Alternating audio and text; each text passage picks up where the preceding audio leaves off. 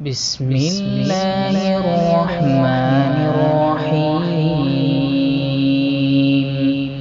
أرأيت الذي يكذب بالدين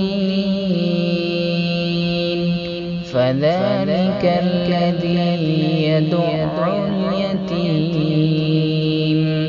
ولا يحض على طعام المسكين فويل للمصلين الذين هم عن صلاتهم ساهون الذين هم يراءون